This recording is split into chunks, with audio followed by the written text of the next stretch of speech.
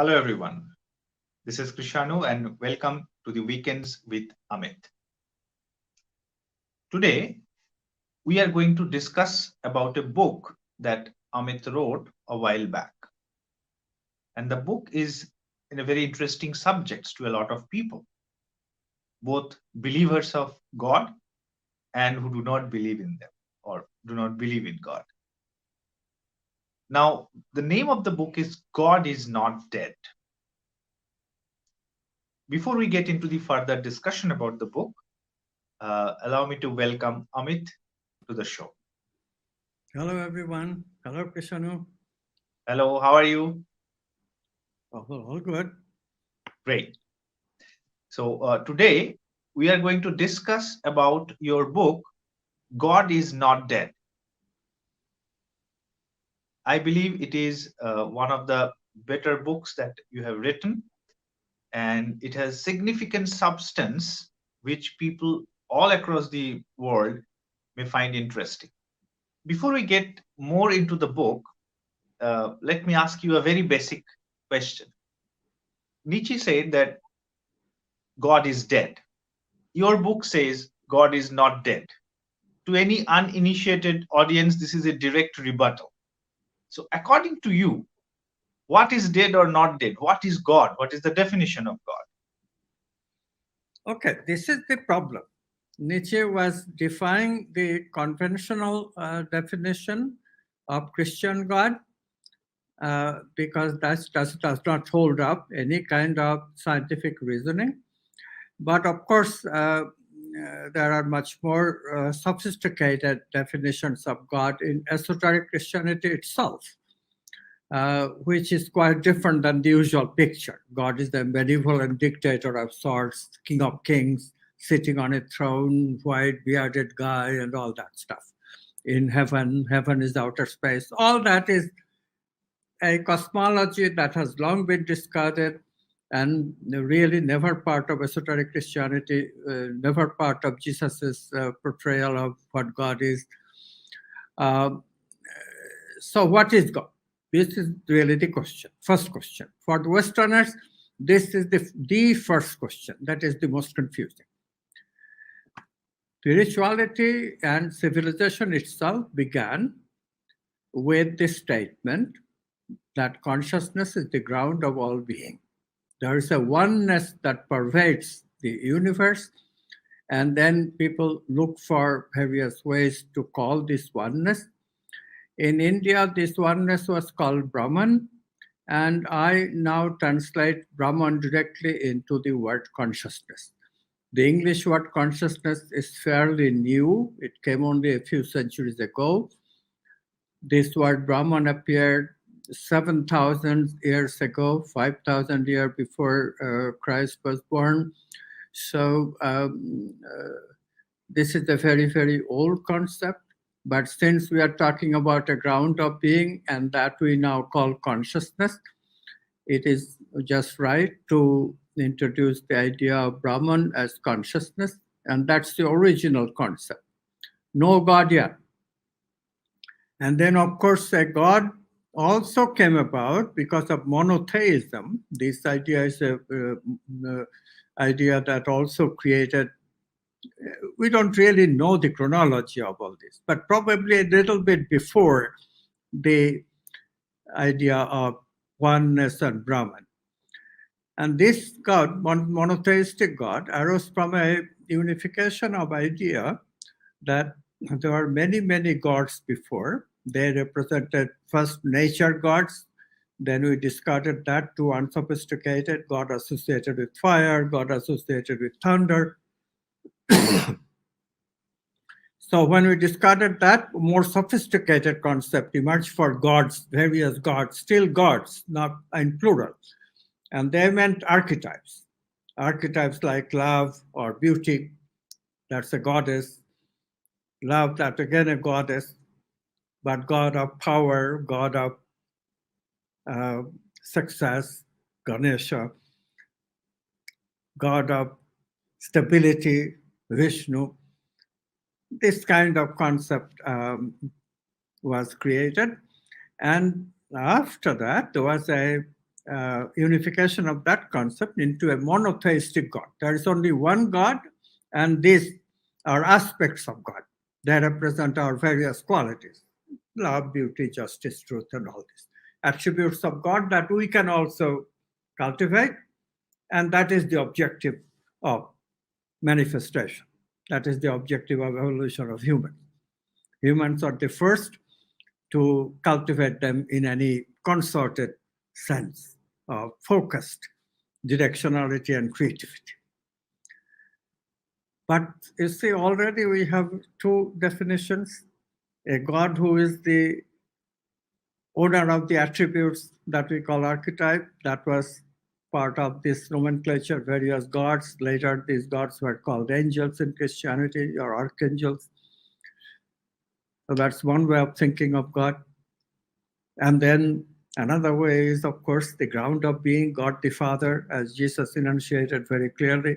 That's where Jesus comes from, all consciousness comes from, everybody's consciousness, all are God's children. That was Jesus's concept. And that concept was also part of Vedanta. That consciousness is the ground of all being, from which we get manifestation, we get ego. How does the ego arise? The Buddhist said it's a dependent co-arising. The ego arises, co-arises with all this conditioning software, etc., that we get with reality. Objects and subjects co-arise. The objects modify the subject experience, subject modify the object experience. So in this way, dependent co-arising. That's how our ego consciousness arises. So what's the relationship of ego and the original oneness? That's the God's children. But children gets conditioned, that's the ego. That's the basic idea. What does then God the creator, or God the unification of all these archetypes, the one whose attributes are the archetypes, what does that God belong to? It's not hard to figure that out, right? Because God is that oneness. That is the best way of thinking about it. But since we already have got the idea of oneness and realized that it's consciousness and that's a better understanding of the situation, then we can think of God in a slightly different way, which is that God is the actor, the creator.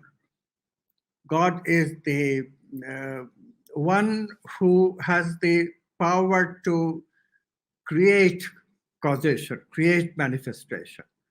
In quantum physics, we have the concept very clear. Consciousness and its possibility, that's the oneness. Consciousness is one with the possibility. And then when God chooses one actuality from all the possibilities, or that oneness chooses, we can say, or we can say God chooses. So God is then the creative power of that oneness, the one who applies downward causation to all the possibilities to make reality. It fits the description that we are familiar with: God the creator. God creates the universe. So God as unconscious oneness is the same thing. Jesus is God the Father, which later got distorted as this old white man and all that image. So that's the story of how various people think about various ways. That has distorted because the actual understanding comes with a lot of contemplation and meditation. Oneness is not something that is very easy to experience. And unless you experience that, how do you rationalize the fact that God is us? That is very tough. So usually in Christianity, for example, we say only Jesus is God. And same thing in other religion, in Buddhism also, which is purest of the pure religion, as pure as can be, but still there is a special place for Buddha, the deified Buddha. By popular Buddhism, no different from Christianity.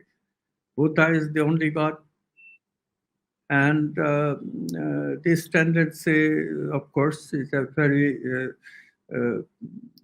difficult tendency to reconcile. There will be differences. Buddha does not look like Jesus. Jesus doesn't look like Buddha. They come from different cultures, and therefore, whose God is better? All these discussions come in, and we have problems. Quantum physics should be able to settle that problem. As I said, it's all very clear. The history is very clear when you try to understand it with quantum context. So now is the time to bury all the differences. Just recognize that God the Father, there is no argument about it. If you read Jesus, if you read esoteric Christianity, if you read esoteric Hinduism, if you read esoteric Islam, if you read esoteric Judaism, you get all the same answers. Everybody is saying the same thing, that God is the oneness that is the ground of being. And then there is a division about history and all this, lots of confusion about monotheism versus polytheism, what is better and all this. Hinduism, or it's often called paganism by Christians because they think that polytheism is Hinduism, but Hinduism is not that, as I explained. So every debate that you hear is just confused debate. In God is not dead, I wrote this book, did that clear it up? No, people continue with the way they think of God, and they still think that God is a controversy. God controversy does not exist anymore thanks to quantum physics. Similarly, does God exist? This controversy also does not exist, as I have shown in the book. But do people listen? You know how many books appeared around the same time that I wrote the book, and even after I wrote the book, how many books have appeared with this question about God? And everybody has a different theory. But of course, they are not scientists, nor do they try to be scientists, but they are trying philosophy and various thinking. And so this muddle, so long as human beings work from their mind and not from their experience, they will always be confused. How do I know? Well, I have an advantage. I am working strictly on the basis of science. The theory got to be consistent and it got to fit experimental data. This is my criteria. Aside from that, of course, in order to understand all this, I really had to be a spiritual experiencer myself. I had to meditate. I had to do some of the spiritual work and had to do some personal transformation. That's the key. Unless you understand some of these things, what does it mean, oneness? You cannot comprehend what the subtlety is in the definition of God. Okay, does it make sense? Yeah. So while we were saying this, I was thinking that in today's world, this idea that if we go back to the root of all the major religions in the world, they essentially say the same thing. And then time intervened, things happened, and a lot of things happened. If people could really look at that, the world would be a much, much better place. And you are talking about archetype, we should be able to follow the archetype of wholeness in the truest sense if this recognition dawns on people. However, I have something to ask here is you have said a couple of times just now that based on quantum science, theory, and experimental data, which you have also mentioned in your books, not only this one, many other ones, that quantum physics gives a very, very strong scientific explanation of Brahman. So maybe for the benefit of our viewers, if you can just say a few lines on this so that people who are not very conversant with this may become aware that science is there. You have proven beyond doubt that quantum physics is the science which explains spirituality. Well, the idea of quantum is a bit confusing. It is true that the word originated uh, as a simple meaning.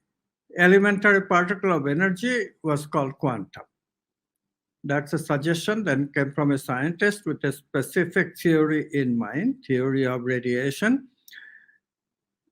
Technical things, no need for people to get into. The word quantum means elementary particle of energy. Now, matter is made of elementary particles, energy is also made of elementary particles. But the problem, as soon as we say energy is made of elementary particle, we also have to recognize, it took Einstein to recognize it, that light is also energy, radiant energy. And so we have to admit that light is made of elementary particles. Indeed, they are called photons. But it is also true that light has been very familiar to us theoretically and experimentally since the days of Newton, and it is established that light is wave. So this very puzzling question came, how can the same object be both wave and particle? Because waves can be at many places at the same time. Just look at a water wave. But a billiard ball, a particle, a projectile always stays in one place at a time only. If you look, you will immediately notice that. So the same object cannot be both in space and time. So therefore, the idea came that there must be another outside of space and time, another domain of reality. And then it developed that this domain of reality is very special. In that domain, if two objects interact, they become one with each other because they can communicate instantly. And you can only communicate instantly with yourself. So two interacting objects, quantum objects, are one. But what is make it one? There must be in a field of potentiality, which is oneness. This is the idea of consciousness. And then John von Neumann, a great, great, great scientist, he reasoned wonderfully, mathematically, and showed us mathematically that material interactions cannot convert possibility into actuality. So for that conversion process, which is what we experience, that's a part of that conversion. Possibility cannot be experienced. So where do experimental data happen? How do we experience things? There must be a choice, and consciousness must be doing it. This was bold suggestion of von Neumann. But of course, he was also bound by the culture. The culture at that time was that our consciousness is individual. And so he made that mistake, and it took some decades, but eventually I had a wonderful experience. We call it a quantum leap of insight in creativity theory, and suggested, got the right answer. That consciousness, if consciousness is the oneness, is the ground of being, is that field that enables two objects to become one by simple interaction and coming close, so that there will always be one, even though separated by galaxies. Non-locality is that concept. So that non-locality is a property, oneness is a property of this domain of potentiality or consciousness itself. Now, can consciousness be outside and oneness in that way? It turns out that Freud and Jung already had that concept in psychology. It's a concept of the unconscious, consciousness before manifestation, before separateness. And then I elaborated over the years, developed a theory of how everything comes from that oneness. So what the spiritual tradition started and gave tentative answers to many of the questions, quantum physics enabled me to answer quite accurately. That could be verified. And now these ideas, many of the ideas have been verified by experimental data. If we go back, we find that many of the ideas were already there in the esoteric tradition. And quantum physics has enabled us to verify it. Verify it how? With neuroscience, with new biology, with new psychology that we are formulating. In this way, we now have a very elaborate theory of God, God's attributes, God's origin, if you will, namely oneness of consciousness, that non-local consciousness. All these things are now very clear in theory, in experimental data. Even how we experience it has become very clear thanks to quantum physics. Only problem is that, of course, you have to study, you have to learn, you have to meditate, you have to be creative in order to understand and grasp how to comprehend this new theory, how to use it, what constitutes experimental data, and how, and especially that experiencing part where many scientists are falling short. They are not willing to meditate. So they never know what it means to say that we are beyond the very constricted way we experience ourselves. The subject is truly vast. And in your book, God is Not Dead, you have given evidence chapter wise of various things, non local communication, Greenberg's experiment, which are really path breaking. And once someone goes through all this evidence, it becomes very clear that there cannot be anything else but this. But the one thing that is really intriguing, which is just you spoke, experience. Now, experience is not experiment. It has to be felt from within to understand, and that can be individual realization and experiences. So, if I may, for the benefit of the audience in general, if you can share your own experience, if any, with God or the way you talk about it, Brahman. Okay. First, let me go back a little. I left out one thing. We started with Nietzsche. So I should say that that old picture of God is dead. And what Nietzsche was trying to say that we really need to have new understanding of God. Otherwise, we'll never resolve the question. So Nietzsche did us a tremendous favor in saying that, look, you cannot think on those old-fashioned ways and uphold that in face of modern science. You better be sophisticated. And then, of course, we took that challenge, and then some of us, me kind of accidentally, but many people quite deliberately tried to make other pictures. And there is about 100 years of development that went into my work. Just like Newton said, I stand in the shoulder of giants. I too have stood over the shoulder of giants. I mentioned Einstein, I mentioned von Neumann. Those are only the two. Heisenberg and Schrödinger, that discovered quantum physics itself.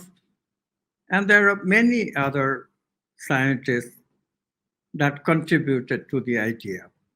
And they're all part of this quantum science grand experiment. I don't want you to get the idea that I'm the one. No, it's not that way. Science does not work that way. I came up with one of the crucial ideas and developed it when other people were too scared to develop or too scared to break with convention. Because, you get ostracized. Let's face it. This is the way the world has always been. People have been ostracized before in Galileo's time. It still happens. It's just that they don't torture you. But they do mentally torture you. That's part of the game. So the book was written with the idea that maybe people will now start thinking about why it's so difficult to comprehend and actually do some work, meditation, etc., creativity and all this. So what I did was precisely that. I had the basic idea. But what does it mean? The basic idea actually I got from another guy who wrote a wonderful book called The Tao of Physics, Fritjof Capra.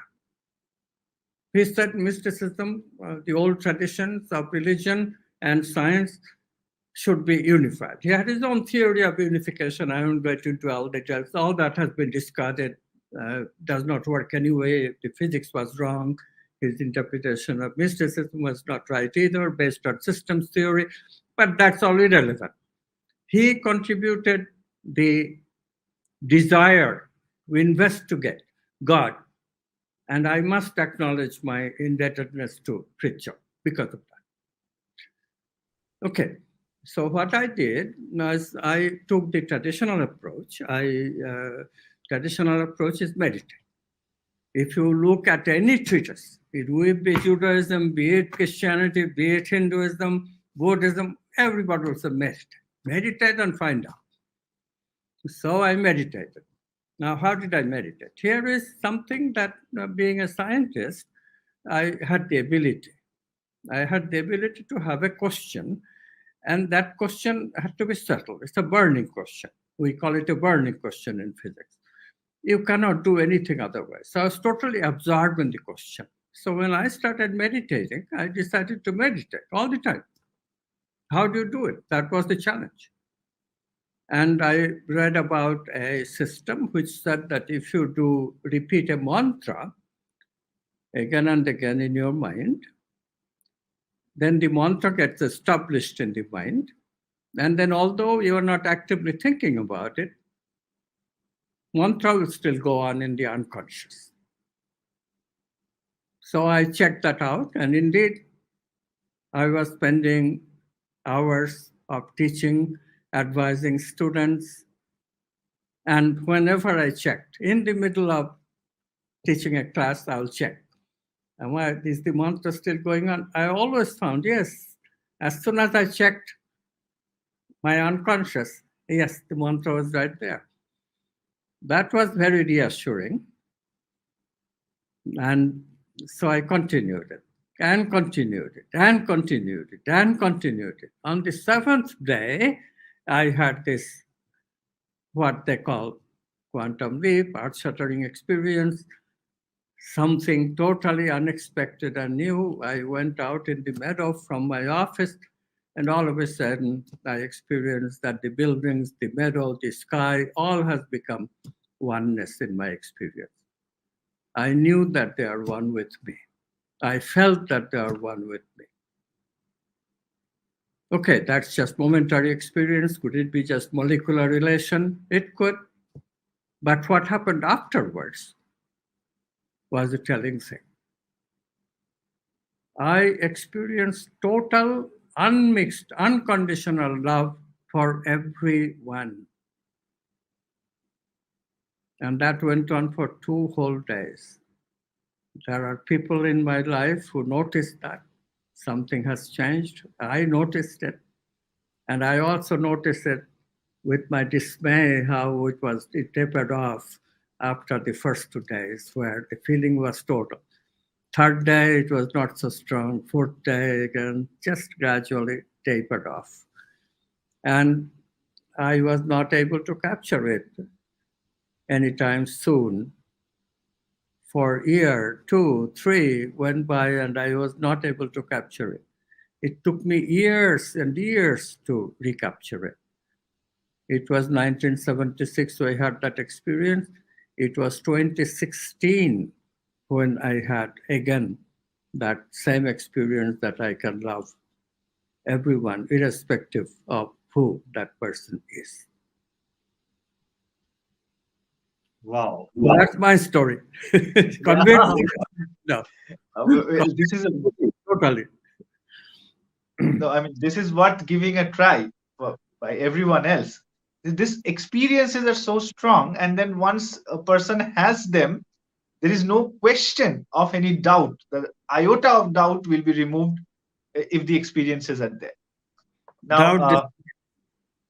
so that is very important, and this is very easy that you are talking about. Apparently, it is easy. I am not sure because I have not done it, but reciting a mantra over and over again, as you mentioned in your talk, is something we can all try and see if we are lucky enough, we can have that experience. This is a very big subject, so we can keep on talking and talking, but unfortunately, we are running out of time. So, any small suggestion for the readers, a minute or two?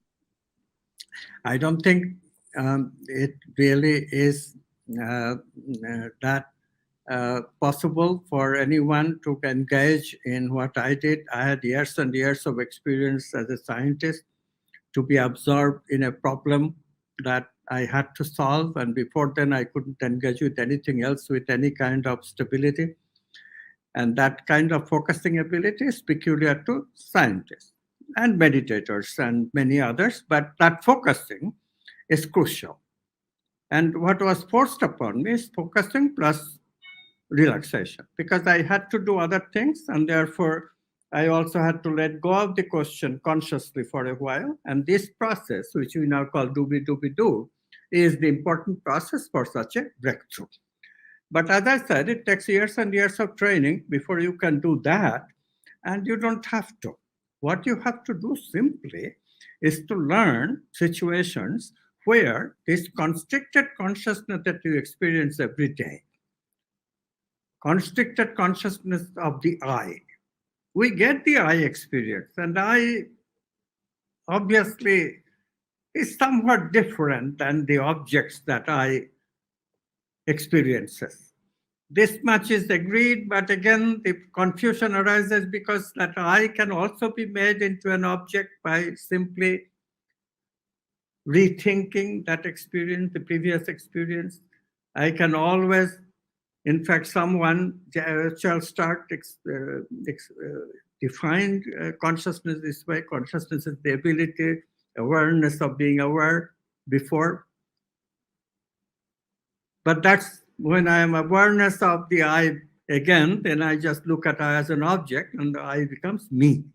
So this tendency of think of I and me interchangeably is what creates the consternation, creates the ignorance, that I and me are the same thing. I is an object. This is where scientists stand today. So if you want to deviate from the scientist, if you want to do something deeper, just explain, try to explain those situations where you do feel clearly expanded. Now, again, expanded consciousness, what do I mean? What I mean is very simple. In sometimes we become kind of liberated from the shackles of this constriction and can include not only me, but you in my consideration. All of a sudden, I feel like caring about you. When I care about you intensely, we sometimes call it love. Sometimes we call it being fair to another person. Sometimes we call it being good to another person. So all these archetypes that we are talking about, the attributes of God, they are the product, they are the stuff that comes to us. We can intuit when we are in this expanded consciousness. And so the expansion is the experiential proof of God itself, because we have got the same attributes that God, that we call God's attributes, in being expanded. And this concept of expansion is not hard to understand by simply isolating those situations where you do feel expanded. If you have a relationship, love is the simplest way to feel expanded. But looking at a flower does it for some people. Exceptional situations of looking at nature does the same thing. Just simply feeling good, not molecular good, which is elation like we eat and we have sex, that molecular elation. That's different. That's a temporary high, like you can get when you take cocaine, which I have never taken, but I have heard. I have taken marijuana, and indeed, there too, there is burst of that elation kind of happiness. So is that happiness? Is that expansion? No. Molecules, you give them, you experience it, molecules taper away, you lose it. The effect of this expansion, however, stays with you. Once you have this expansion in the presence of a person and you identify as love, then you want to have that experience again with that person. And this is the difference. Of course, in molecules too, you can get addicted. That's a different phenomenon. This is not addiction that I'm talking about. You don't get addicted to a person, but you do get a desire to relate to this person. So before you were a loner, you were me-centered, and now you're not totally me-centered. You care about another person. So that's an expansion. And as soon as you feel expanded that way, you have begun your journey in God. That's all one needs to know. If you do that, you will find that the world has become different. It's not like the one polarized, uncivilized that's going on right now. Super. Great. Thank you so much. Uh, I will request all the viewers of this video to go and check out this book, God is Not Dead. Amit, has a huge amount of work already done. And you can visit our website www.amitgoswami.org, as you can see on the screen, or you can email us at info@amitgoswami.org. We have many programs going, including our master's and PhD program, certificate courses, video courses. Anything you wish to communicate with us, please let us know. Mail us at this mail ID and we will respond to you. Thank you so much, Professor Goswami, for this enlightening talk. We'll see you next week. Thank you so much.